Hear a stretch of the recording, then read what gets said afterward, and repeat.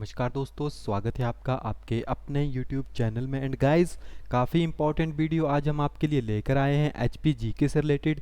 देखिए, हमने लेक्स को स्टडी कर लिया था पीछे, ओके।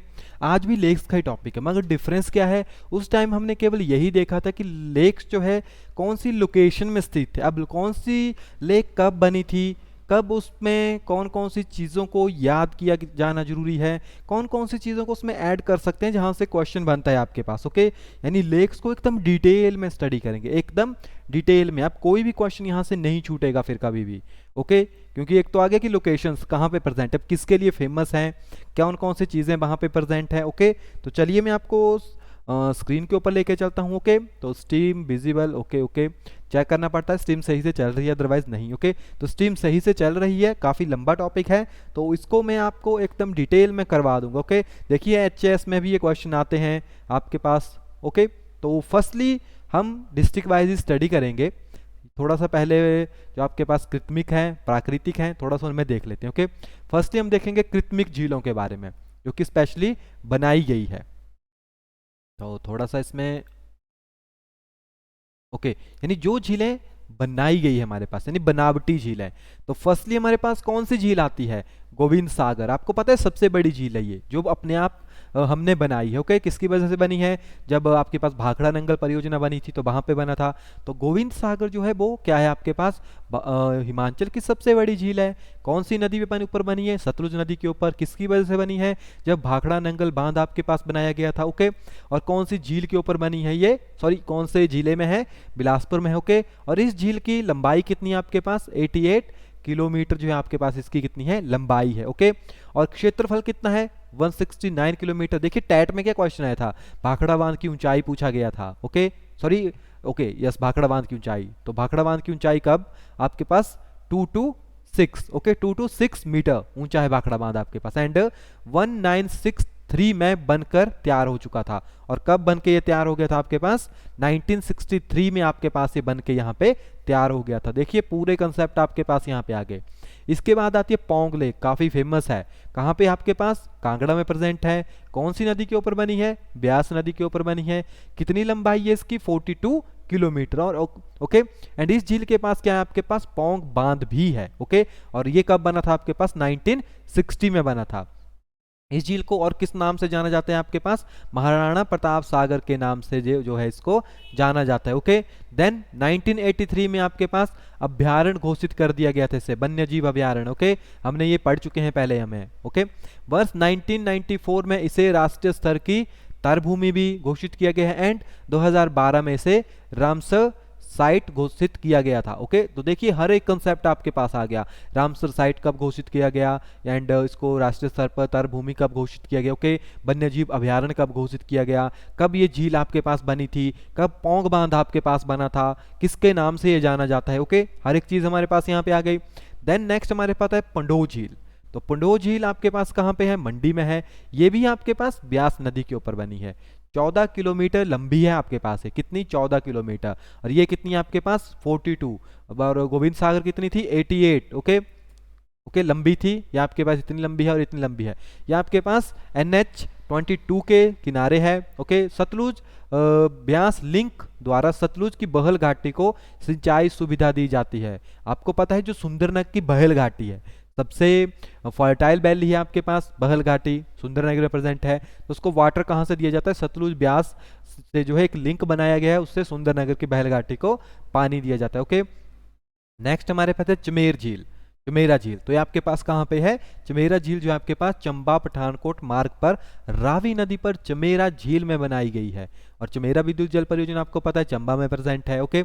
इस पर जो है 540 मेगावाट जो है चमेरा जल विद्युत परियोजना भी स्थित है, ओके। तो आपके पास कुछ इंपॉर्टेंट हो गए जहां से हमेशा आपके पास क्वेश्चन एग्जाम में बनते हैं, ओके। अब चलेंगे हम आपके डिस्ट्रिक्ट वाइज। तो फर्स्टली चलेंगे प्राकृतिक झीलों से, यानी चंबा डिस्ट्रिक्ट से। तो फर्स्टली आती है मणिमहेश। मणिमहेश कहाँ पे आपके पास, ये भरपौर उपमंडल में स्थित है, ओके। 4200 मीटर की हाइट के ऊपर है। मणिमहेश झील की आपके हाइट भी पूछा जाता है, ओके।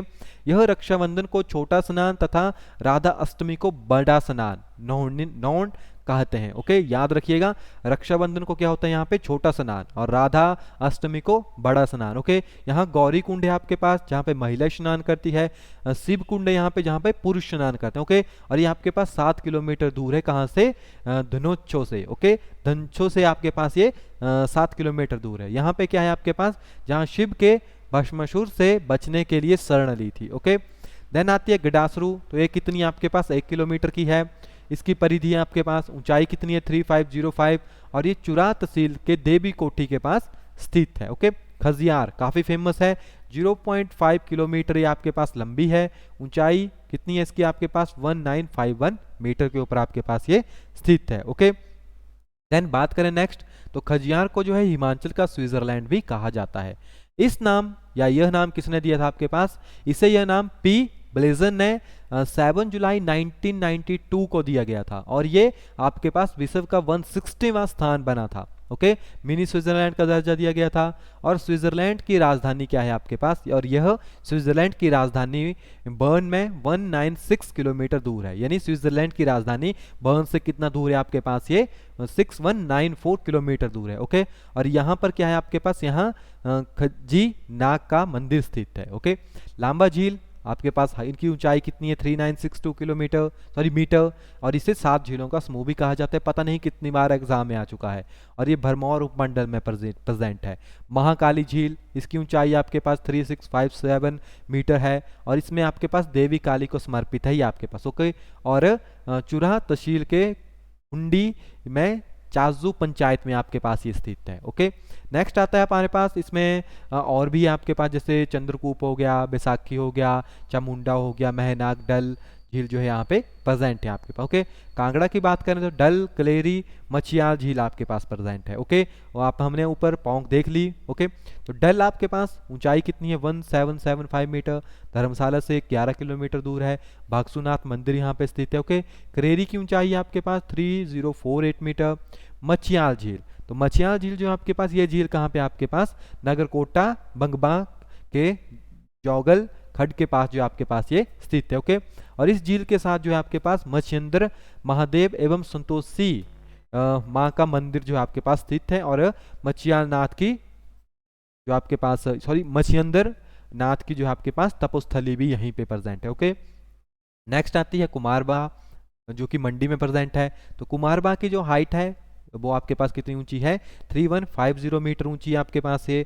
ओके, देन आती है पराशर, जो आपके पास 2743 मीटर ऊंची है, और इसमें क्या है आपके पास, चंद्राकार गोलाकार टापू है जो कि तैरता है आपके पास। ओके, और यहाँ पर पगौड़ा शैली का ऋषि पराशर का मंदिर भी है आपके पास, जिसे जो है किसने बनाया था, बाण सेन ने आपके पास बनाया था। ओके, और पराशर ऋषि वेद व्यास के पिता थे, किसके, ऋषि वेद व्यास जो थे उनके पिता थे पराशर ऋषि आपके पास, तो उन्हीं के नाम के ऊपर पराशर झील जो आपके पास यहाँ पे बनी थी।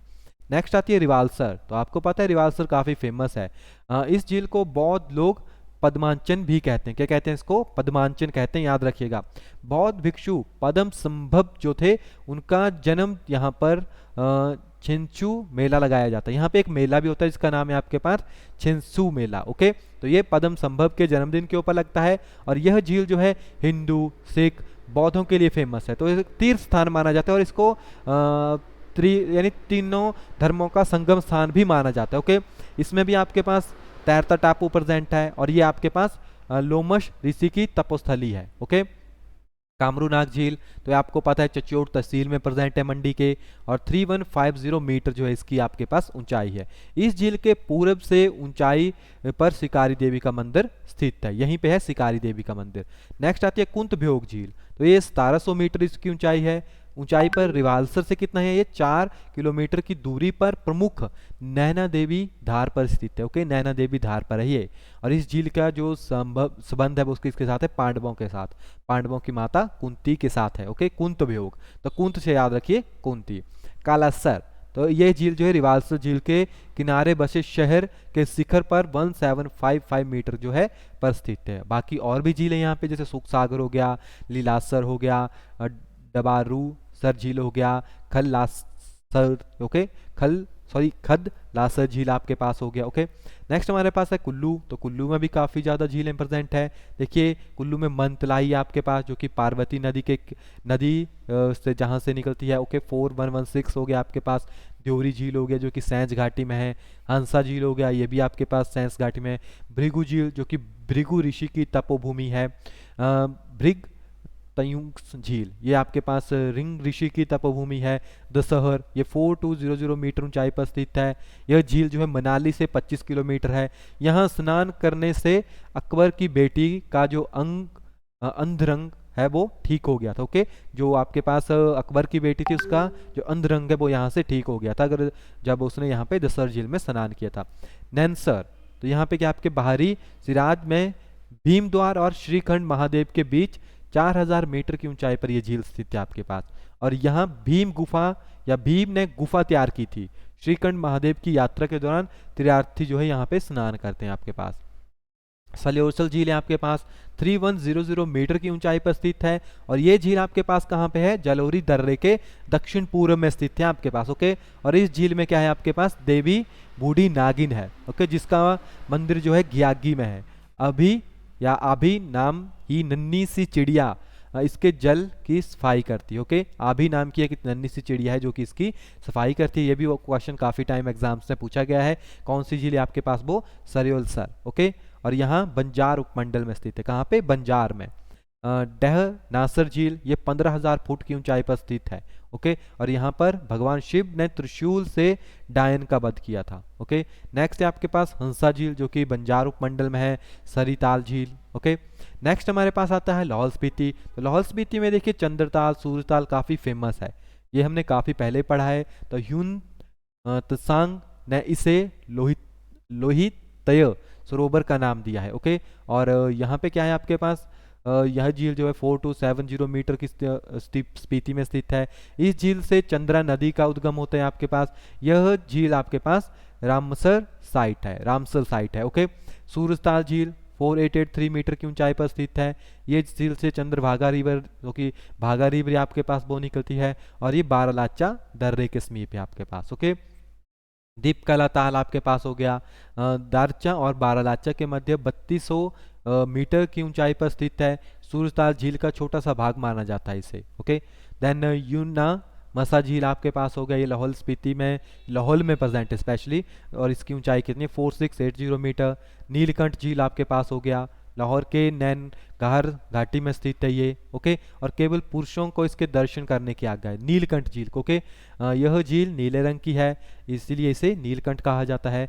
धनसर झील, तो ये झील स्पीति में स्थित है। सिस्सू झील आपके पास यहाँ पे स्थित है। नेक्स्ट हमारे पास हो गया शिमला। तो देखिए शिमला में काफ़ी लिमिटेड है। चंद्रनाहन झील हो गया जो कि आपके पास रोहडू शिमला में स्थित है। ओके, बब्बर नदी का उद्गम स्थान भी यहीं से होता है। और ये झील जो है 7 सरोवरों का समूह माना क्या जाता है। ओके, और इसकी हाइट कितनी है आपके पास? 4267 मीटर। तानू जुब्बल झील ये नारकंडा के पास समीप है। गढ़कुफर हो गया, कराली झील हो गया, बरादुनसर झील आपके पास हो गए। तो कहाँ पे आपकी सारी? जिला शिमला में। किन्नौर की बात करें तो नाको एंड सोरंग। ओके, काफ़ी फेमस है।